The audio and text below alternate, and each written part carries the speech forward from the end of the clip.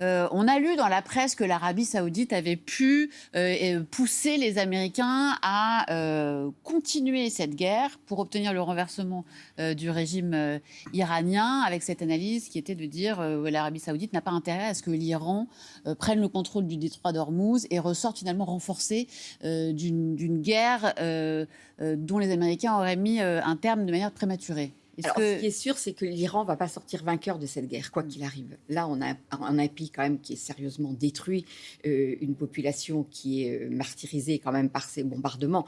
Donc, mais le régime iranien, le régime est extrêmement affaibli, il est toujours là, alors différent, c'est-à-dire que quand Trump dit qu'il a obtenu un changement de régime, il n'a pas entièrement tort, dans le sens qu'aujourd'hui, ce sont les gardiens de la révolution qui dirigent ce pays. Ce ne sont plus les religieux, avec la suprématie du religieux sur le politique, qui était cette doctrine qui avait été mise en place par l'ayatollah Khomeini à l'époque. Donc on est dans une logique aujourd'hui d'un système militaire avec lesquels les pays du Golfe peuvent s'entendre. Parce que ce que ne veulent pas les pays du Golfe, c'est un chaos total en Iran, avec un risque de fragmentation territoriale et régionale. Ils ne veulent pas d'un scénario à l'Irak qui se reproduise en Iran. Eux se satisfont tout à fait d'un régime affaibli. Le régime iranien, quoi qu'il arrive, est affaibli. Si c'est un régime qui ressort plutôt dirigé par les gardiens de la Révolution, donc plus un régime militaire, finalement, ils peuvent tout à fait négocier avec cela, puisque de toute façon, ce serait un régime affaibli. Donc les pays du Golfe, oui, se sont satisfaits. Ils ne voulaient pas de cette guerre. Toutes les pressions qui ont été faites sur Trump avant, c'était de dire non, on ne veut pas prendre le risque d'une guerre avec toutes les conséquences de déstabilisation. Je rappelle que la priorité des pays du Golfe, c'est quoi ? C'est une stabilité pour faire du business et pour mettre en place tout leur plan de développement économique, de diversification de leurs économies. Une fois que la guerre est là, effectivement, ils se disent, bon, maintenant, il faut affaiblir ce régime, mais pas au point d'aller jusqu'à un chaos. Parce que ce chaos va être de toute façon dommageable aux pays du Golfe, parce que tant qu'il n'y aura pas de stabilité, les investisseurs ne viendront pas. Et ça, c'est éminemment dommageable pour les pays du Golfe qui déjà ont vu leur image complètement bouleversée par ce qui se passe. Et cette image de stabilité, aujourd'hui, elle va être gommée pendant des mois et des mois, le temps qu'ils retrouvent une certaine crédibilité.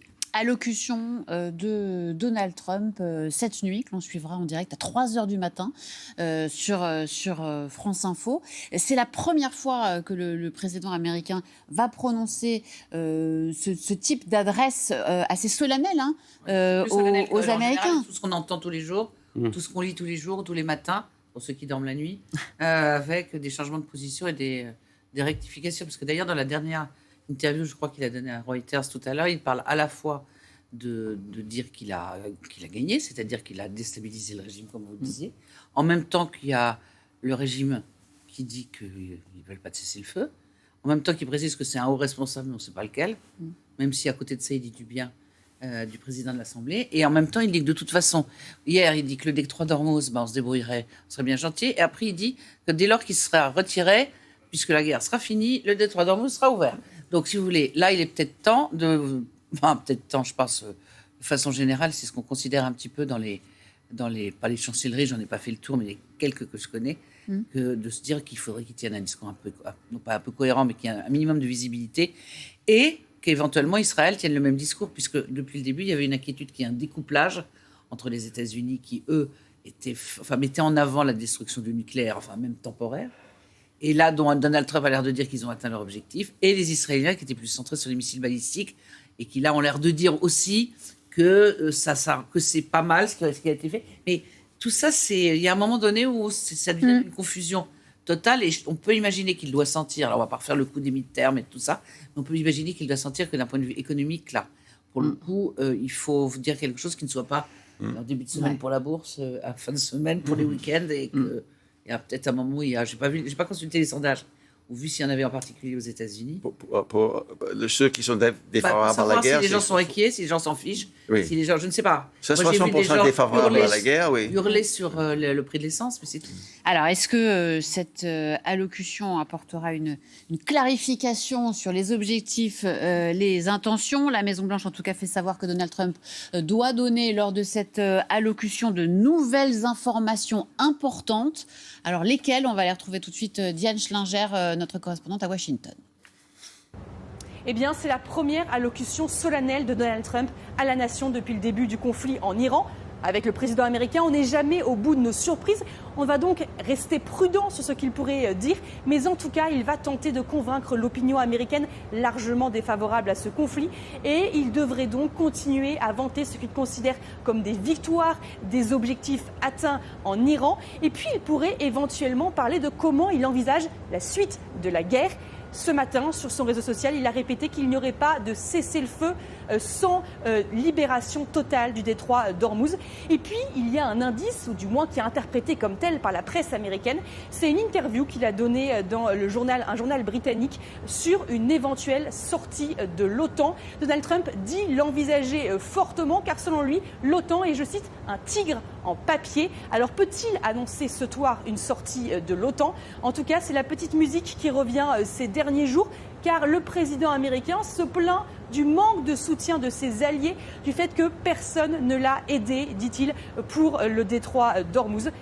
Fin du suspense ce soir à 21h, heure de Washington, 3h du matin, heure française. Une allocution que nous suivrons en direct, je le rappelle et je le répète, sur France Info cette nuit, donc à 3h du matin.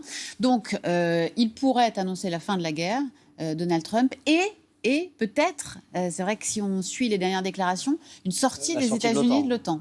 Oui, vous savez ce qu'il dit sur l'OTAN. Pourquoi être là pour eux puisqu'ils ne sont pas là pour nous. Donc voilà, c'est une façon de parler aux alliés.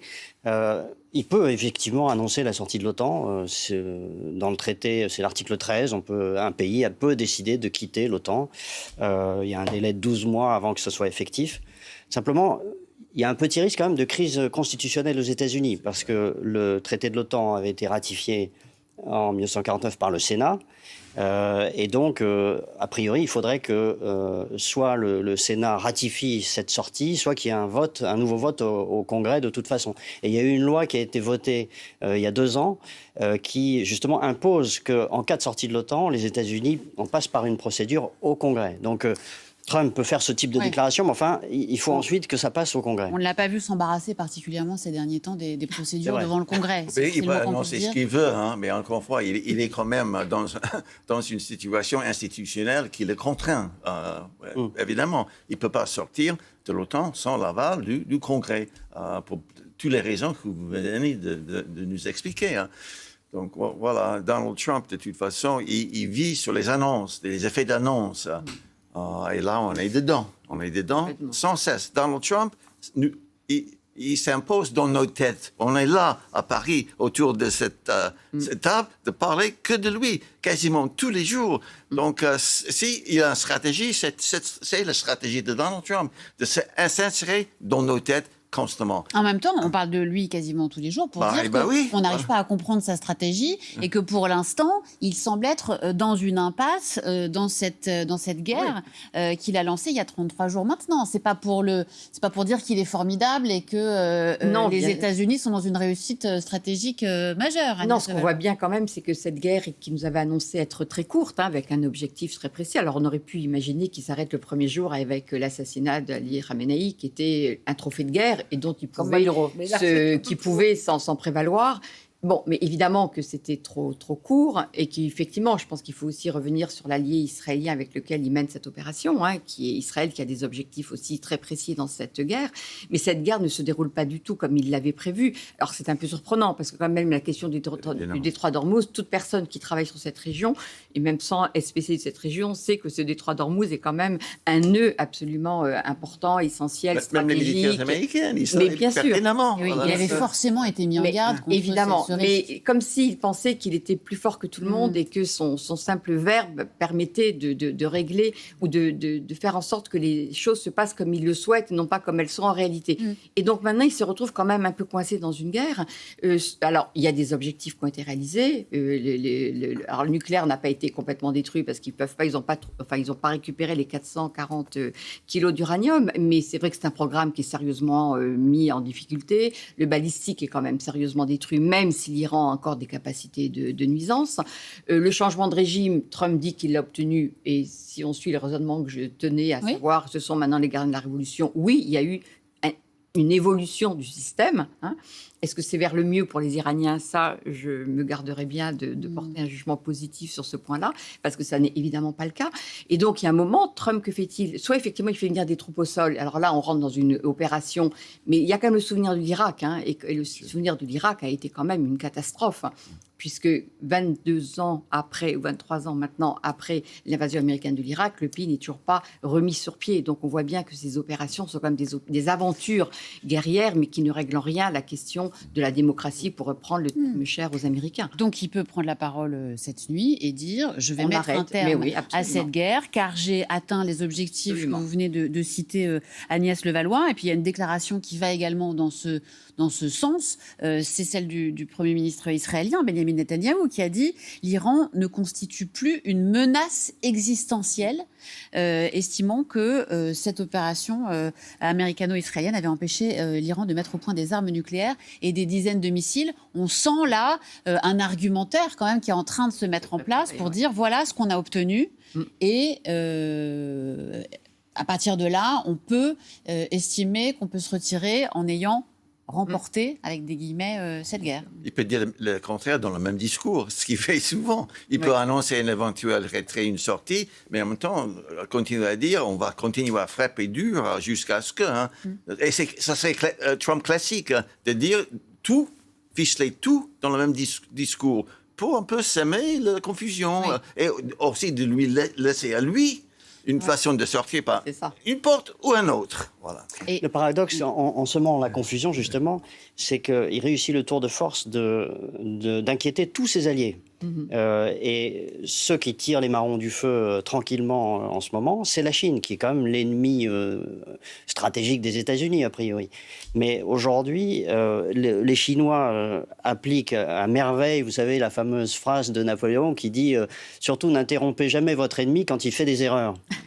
Et là, ils regardent ça avec un grand plaisir, parce qu'aujourd'hui, les pays du Golfe, s'ils veulent qu'un jour le détroit d'Ormuz soit sécurisé, le seul pays qui a un levier réel sur l'Iran et qui peut garantir en quelque sorte que le détroit d'Ormuz soit sécurisé, c'est la Chine.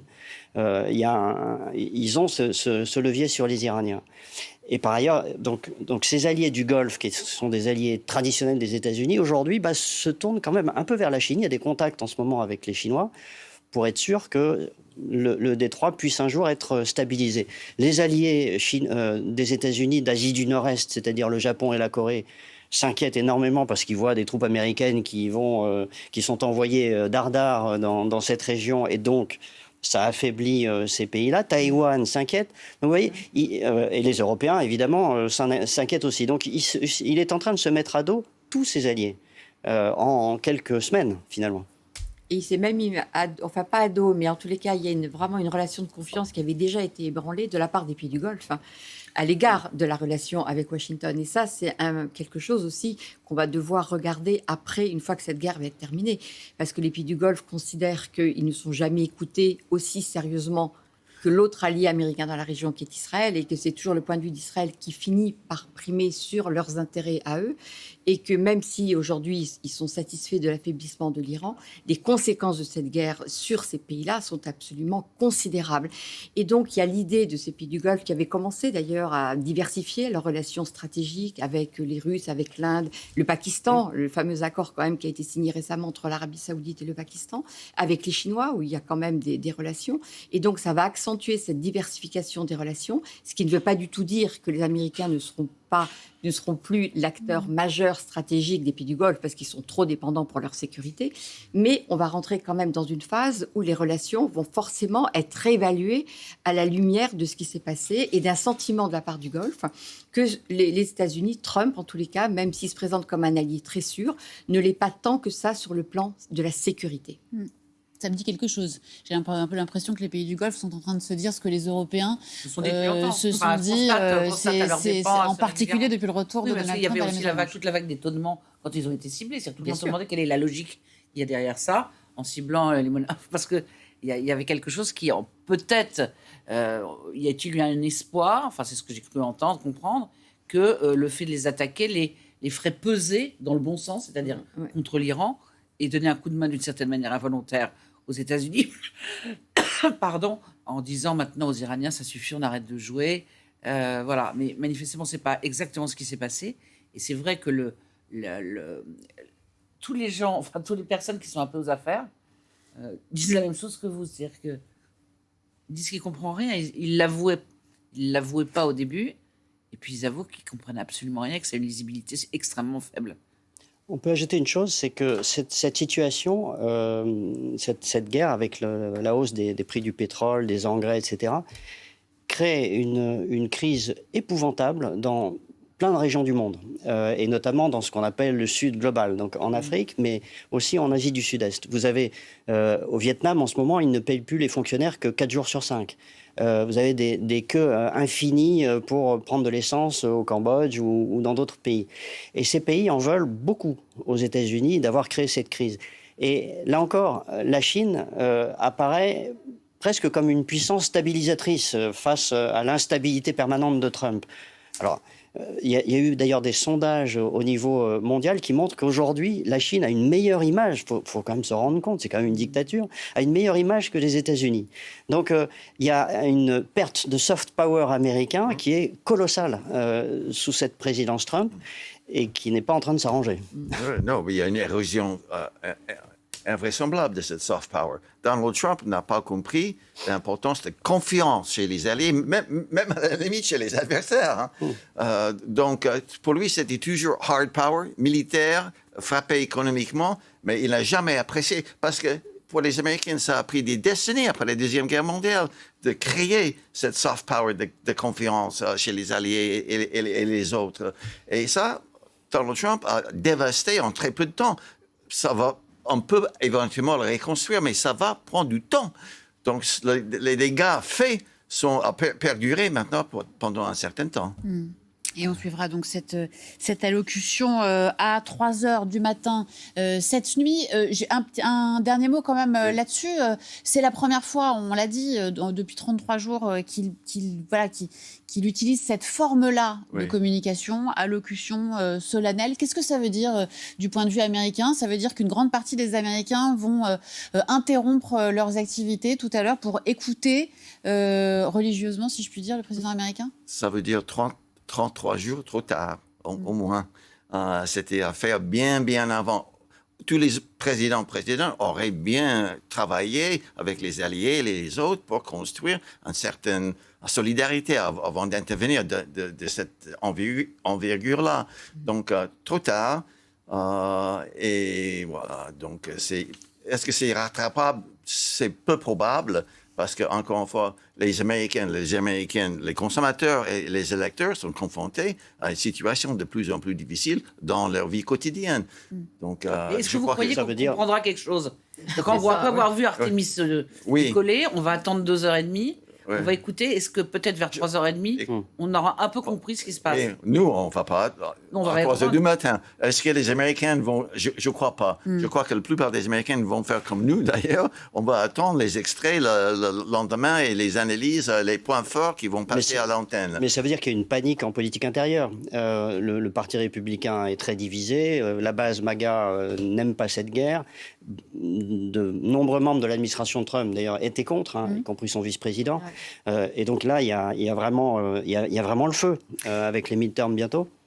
Vous restez avec nous, Nicolas Barré et Steven Ekovitch. Merci beaucoup, Agnès Levallois, présidente de l'IREMO, l'Institut de recherche et d'études Méditerranée-Moyen-Orient, spécialiste du Moyen-Orient. Et merci à vous également, Steven Ekovitch, puisque vous nous quittez également, professeur émérite d'histoire de politique américaine à l'Université américaine de Paris.